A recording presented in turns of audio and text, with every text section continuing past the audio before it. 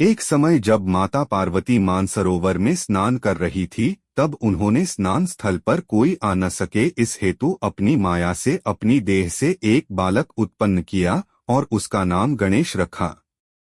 स्नान करने जाने से पहले उन्होंने गणेश को अपने निवास के द्वार पर पहरा देने और किसी को भी अंदर न आने देने का आदेश दिया।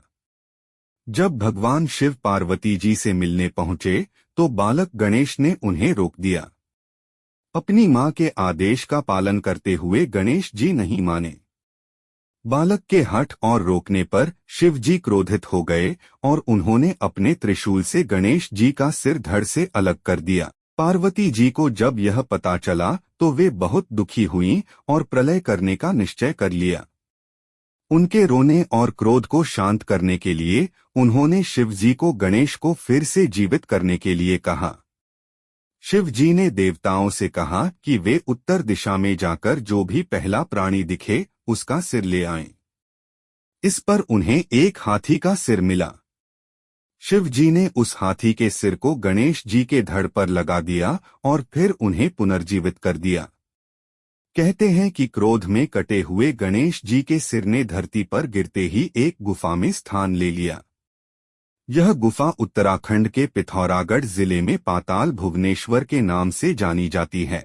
इस गुफा को आदि गुरु शंकराचार्य ने खोजा था और मान्यता है कि शिव जी स्वयं आज भी इस सिर की रक्षा करते हैं। राधा रानी के चरणों की कहानी। एक बार नारद मुनि श्री कृष्ण से मिलने द्वारका पहुंचे। उन्होंने श्री कृष्ण से पूछा, प्रभु, आपने तो पूरी पृथ्वी पर प्रेम का संदेश फैलाया है, परंतु आप स्वयं किसे सबसे अधिक प्रेम करते हैं?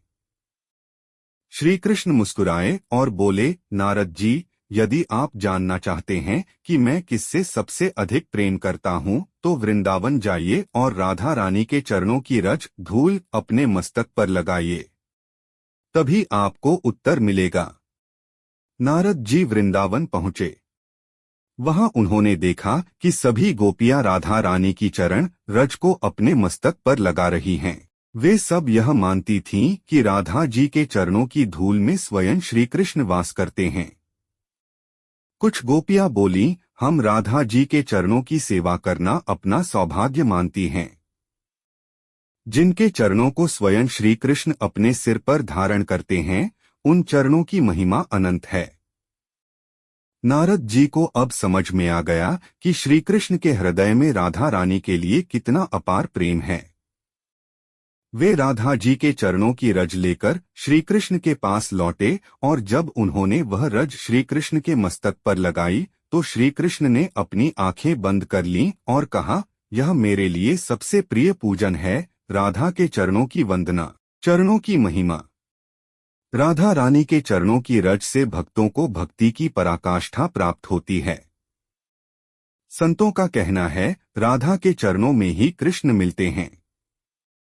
यह भी कहा जाता है कि वृंदावन की भूमि राधा के चरणों की रज से पवित्र है और वहां की हर कण कण में राधा रानी की कृपा व्याप्त है।